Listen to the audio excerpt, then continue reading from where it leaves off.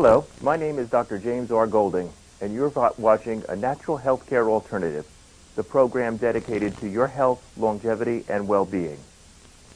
Tonight's topic is insomnia, and it's frequently been said to me that just listening to me alone is a cure for insomnia. So there's going to be a net result if you have insomnia with watching this program, no matter what. Before I begin tonight, I would like to start with a little personal plea to you, my viewers, and it's because 5 years ago I was reading Time magazine, and when I was reading it, they chronicled the story of a man who was given a $2 million grant from the government. And what had happened was that this man found old bicycles. He got them donated to him. He got them from the junkyard, all over the place. And he put these old bicycles together, he fixed them all up, and he shipped these bicycles to third world countries. Then what the article did was they went to the third world countries to find out, well, what happened to these bicycles that were delivered over there, that were given to them. And what they found was that these bicycles were life-changing events for the people that received them because they were in areas that were so dirt poor. These are people that used to have to walk 5 to 10 miles to work every single day and every single morning.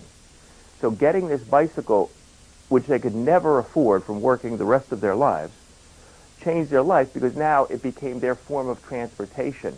And it also extended their ability to travel to a much larger extent than they could before because they couldn't afford to get anywhere. So that was a great idea, and something that the government gave the money so that he could ship the things again. And I was thinking about it more. I said, but it's a great idea. It's non-polluting. Americans throw out in the trash 20 million bicycles per calendar year. 20 million. Could you imagine the impact of sending all of those bicycles to all of these areas around the world, and the amount of goodwill that we would send and bring to all those people that could use these as forms of transportation? So then I'm thinking and I'm reminiscing of what was important to me as a kid. My bicycle was number one. That was my form of transportation as a kid. And secondarily, I said, what toy or what item did I like the most after that? And I said, I had the most emotional attachment to my sled. I had my flexible flyer sled, and you know, in the winter we would go to all the hills that were around it and do our sledding. So I said, well, I'm not going to put bicycles together and you know, give those to, you know, people that need them.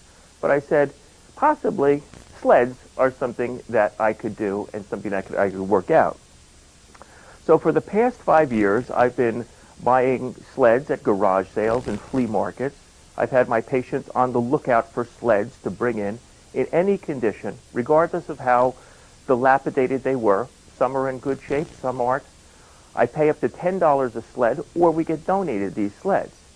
And every single year around Christmas, we donate dozens of these sleds to one of 3 different charities in the area where these kids are certifiably in need of not only the sled, but the emotional experience of being attached to something. And the places that we donate them to are SHIP, the Agape home in Somerville, and also the Women's and Adolescents Victims of Child Abuse in Somerset County. So these sleds, then, all year round, I get the sleds, and I paint them up, I fix them up like this. And then if we know in advance the names of the children, what we do is that the Girl Scouts get the sleds in November. And then they take these sleds and they put like little Christmas scenes on them, or they put like little wreaths and things like that, and they put the kid's name on the sled. And then these are delivered by these associations to the kids. They come to the office and pick them up. My problem is that we have the help that redoes the sleds, and I do them all year round, and we paint them and all of that stuff, but we don't have enough sleds. So I'm asking you, if you have a sled that you're not using, would you please, we will either pick it up or we will bring it to the office, or you could bring it to the office. We would preferably like it donated, but if not, we will pay up to $10 a sled, depending on the condition that it's in, and all of these sleds certifiably go to those kids that need them.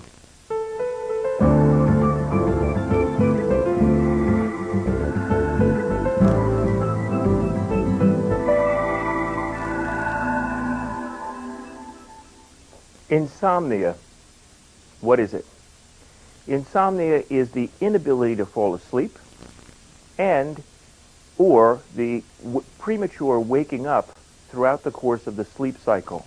So rather than going through the duration of what your needs are, you're either not falling asleep or you're waking up prematurely all of the time. All of us experience this throughout the course of our lives at some point, depending on a multitude of factors. However, 30 million Americans are suffering from chronic insomnia. And what is chronic insomnia? Chronic insomnia is having those symptoms or that problem in excess of a 30-day period of time. Once those go on continuously for over 1 month, you probably have a real problem with insomnia there. Now, in recent years, studies involving sleep and sleep's effect on the body has been going on. Believe it or not, we haven't totally figured out why humans need sleep. We originally thought that we needed sleep because we were replacing some type of chemical in the body that we needed. And they haven't isolated that yet. They haven't actually found it.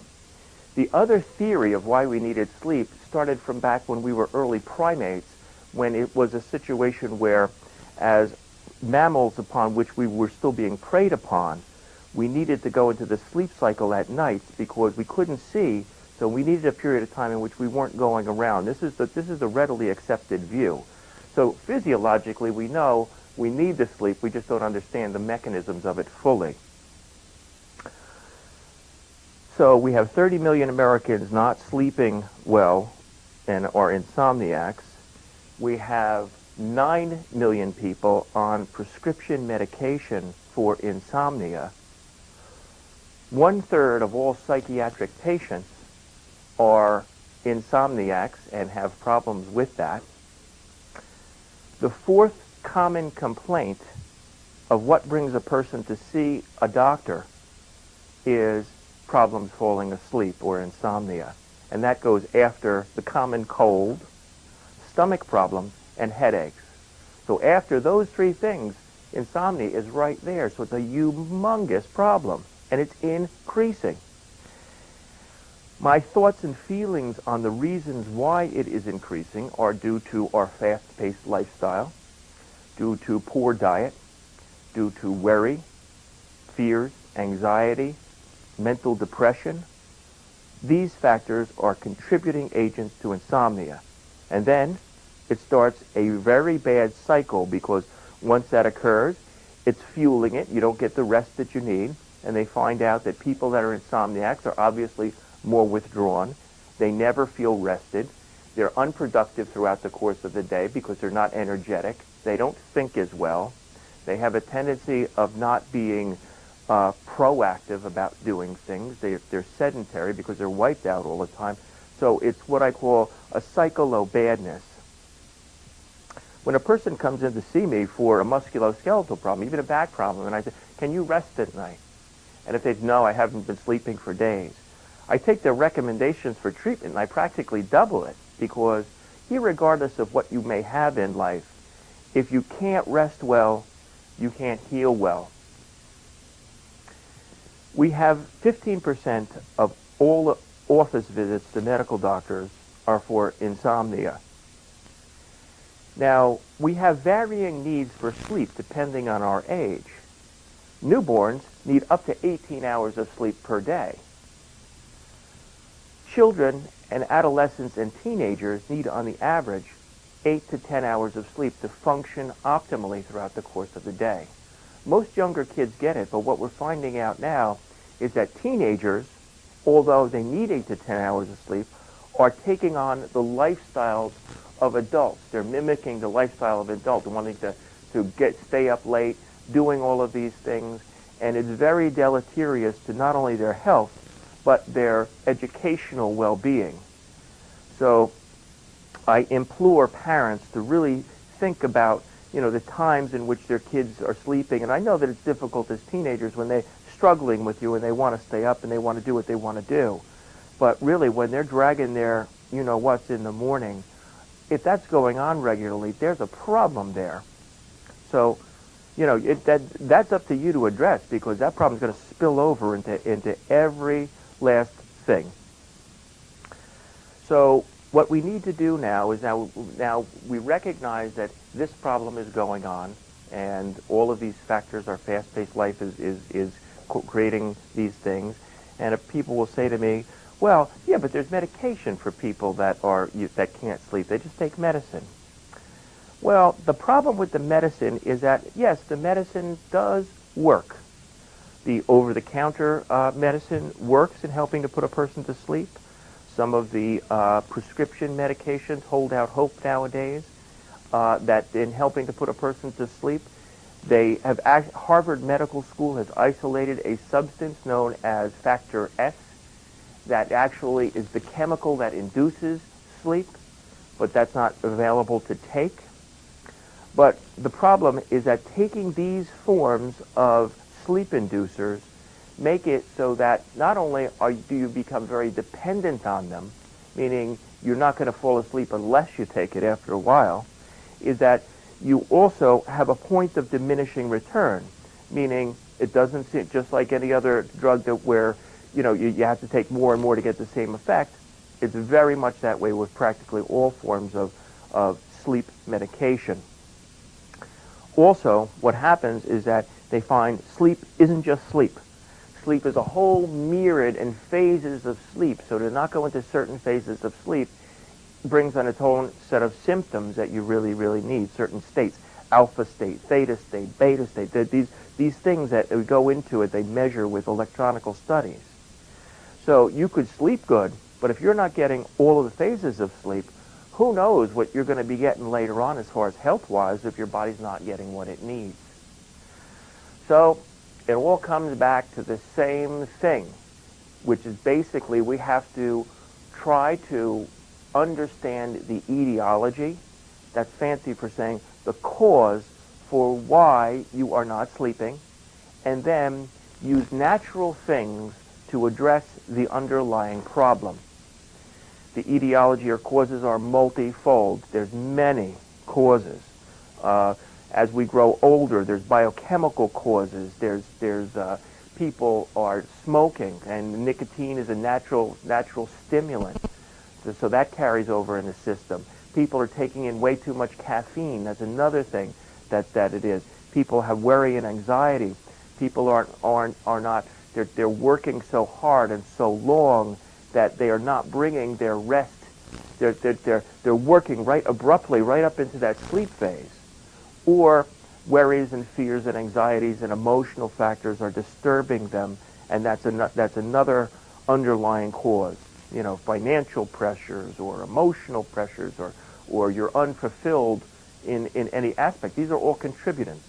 So we have to do self-analysis, try to get causation, because no matter what, if you don't sleep well, whatever well you don't sleep for what your needs are, you're going to start the next day that much diminished, whether it be 15% diminished, 20% diminished. Who the heck wants that?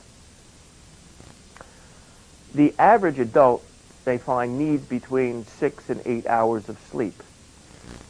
Basically, you need to get whatever sleep that you need, whatever that need is.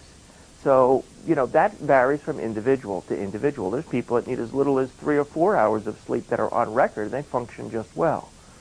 They're just unique cases. Most people need more. So let's explore the reasons, or not the reasons, but the curative steps and the surrounding steps that may gain us understanding and change. Number one, we're going to start with habits of sleeping. Basically, if you've got a problem sleeping, do this. You're going to go to bed at the same time every night, and you're going to get up at the same time every morning, all of the time, 7 days a week, because that in and of itself sets up a pattern. And just like patterns with children in learning, it's very important for you to establish these patterns and guidelines. You need to establish that pattern and guideline for you, since people spend 1/3 of their life in bed and sleeping. So it's very important to get a hold of that. Don't figure you're going to not sleep one night, I'm going to compensate and make up for it the next day. What they find out is that you don't need to compensate and make up for it the next day. It doesn't make any difference. If you just slept the normal amount the next day, you don't need to catch up more to make up for the insufficiency in the past. They find that that's not true. So regimentation of your sleeping pattern is important. The other thing is regular aerobic exercise. Not in the evening, though, because you're not going to exercise and gear yourself up and stimulate yourself just prior to when you're looking to go to sleep. But you have to do some form of walking. It doesn't have to be, you don't have to be an Olympic athlete, but it has to be aerobic. It has to be circulatory. You've got to move tension, tightness, pressure, fluids, chemistry. You got to move it. And you have to do that on a daily basis. Clear the stuff out of your head. Get the garbage out of your head. I'm of the belief that if you put treadmills in prisons and you had the prisoners walk for 10 to 12 miles a day, that most societal woes would be eliminated, because they'd be not only tired, but they work out their aggression. And we need to work out all of the junk by get the circulation going. Eating is another problem that we need to address. And the reason for that is that you don't want to be eating dinner late. People are working later, so they're eating dinner later. You don't want to eat dinner at 9 o'clock and go to bed at 10 o'clock. It's not going to do you a world of good. First of all, you're going to get really heavy. And secondarily, it is not, sleep time isn't digestion time. It's sleep. It's in a repair phase. It's not digestive phase. So the optimal is to have your dinner anywhere from 3 to 5 hours before you go to bed. One cause of insomnia is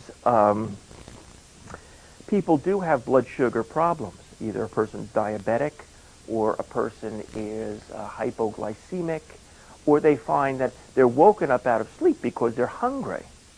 Now, so we have to tailor that, or we have to take special concern with that in mind. And I'm going to turn you on to a few things that I've been experimenting with that seem to work well. Our big problem nowadays is people are eating garbage all evening long. Chocolate, that's the worst thing to have to do before you go to bed, with the amount of stimulating chemicals in there. Anything really complex, sugars and sweets and all of this snack food, put it aside. If a person's a really bad hypoglycemic and they have a lot of sleeping problems because they wake up like 2 hours later and they're really, really hungry, what I recommend is you take 1/5 of an avocado, a ripe avocado, and you have that about 30 to 45 minutes before you go to bed. And the reason for that is that the type of sugar in there, which is mannitol, gets digested over a 8-hour period of time. That allows for your blood sugar curve to remain in normalcy. For other people that are overweight, and it's a killer to take those calories later on in the night, this is what I've been doing, and it works well for me. I go to Costco, and I buy the frozen orange juice. It's called Just Picked. It's a fresh orange juice that they juice it and they freeze it, flash freeze it. I take that and I mix 8 ounces of that orange juice with some silicium seeds. That's like Metamucil or some of these other natural bulking agents. And what I do is I mix it up and I wait about a minute, and it all dissolves in there. It turns into like a thick slurry, like a slush.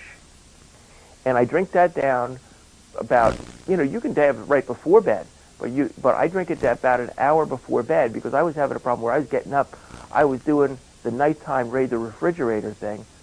Sometimes I didn't even remember raiding the refrigerator. I'd get up in the morning And I just see like the wrappers around. I just see the containers of the things that I was doing. So what I did was I did this mixture like this. I have it before I go to bed. It really normalizes your bowels very well because it's healthy to clean all of that out. Plus, it causes the sugar from the orange juice to get absorbed more slowly because it's all hooked up with that bulking agent. And I tell you, it is a great thing to do. So now let's investigate first. We're going to investigate our physical surroundings. You are going to, number one, if you have a bad bed, get a good bed. You spend a third of your life sleeping. People come to me all the time, what do I think is the best bed? Well, what I think is the best bed is a firm mattress, usually not extra firm for most people. And I usually recommend a company called Springwall. They make something called the Chiropractic Edition. It is not only cost effective, it's not in most of your major stores, but it's in some of the smaller local stores. It is not only cost effective, but statistically gives the best support for the back. The other thing that you're going to use is a cervical pillow. A cervical pillow is a special neck support pillow. By using a cervical pillow when you sleep, you're naturally opening up the breathing pathways of your throat. Because in all of these sleep clinics now, people are going to sleep clinics because they get insomnia, and they have insomnia because they're snoring too much, and they're snoring so much and so loud that it's a situation where they're actually at times not breathing because of it. So they go there and they, oh, you have this. And usually a lot of the people are overweight. If they would just lose the weight, they wouldn't need to be there at all. But there's a correlation between snoring and overweight, snoring and alcoholic beverage consumption, snoring and chronic sinusitis. So, I mean, those all, if that's an element, that do those first. And get that cervical pillow in there so you have the support. Some people don't sleep because they say, well, I wake up with pains in the night. I get back pain or sore in the morning. That really is an adjutant to me. So what you need to do is that people feel sore and stiff and achy as the night goes on because it's kind of like a pre-arthritic thing in the joints of the back in your body. When you're physically active throughout the course of the day, all of the soft tissue, everything is stretched, everything is moving around, everything is loose. Then, as you begin to sleep, gradually all of that soft tissue tightens, the ligaments tighten, the muscles tighten, and if you have a problem in your back or spine, it's then putting the pressure on those elements that weren't bothering you before. So you get out of bed, and you go through the whole process of, going in the shower, loosening up. The way in which you're going to fight the insomnia is that you stretch before you go to bed. So what you do is that, like, this is your normal loose state and this is your compressed state. If you go to bed and you stretch all the muscles and ligaments out like this, as it naturally has a tendency of getting tighter, you're not going into this phase of that pain phase. So you're going to stretch out, you're going to lay on the floor, do the knee to chest exercise on one side, knee to chest exercise for 1 minute on the opposite side, both sides for a minute, and you're going to stretch into the cervical spine. Doing like that is like dental floss for your spine. Doing that on a regular basis would put most chiropractors out of business. So please do that. What you also need to consider is we're going to, as far as nutritionally goes, it's not just the time in which you eat, it's the things that you eat that can contribute also to sleeping better. So if you need to take supplements and stuff like that, this can help. Food that's high in tryptophan. Tryptophan is an amino acid, and they found out that over 30% of the people that have increased tryptophan a half an hour to 45 minutes before bed will sleep better. Tryptophan is naturally high occurring in turkey. Not that the person is going to eat turkey every night, but it's not, there's a whole list of foods that it is high. It's also naturally occurring pretty high in a banana, along with serotonin, which is another sleep chemical. So a banana, and the riper the better, is something that will help you to sleep to a greater degree. There are certain herbs that you can take. One is valerian root extract. That will also help as far as bringing you into the sleep state to a greater degree that has no natural, it's natural, it doesn't have any side effects.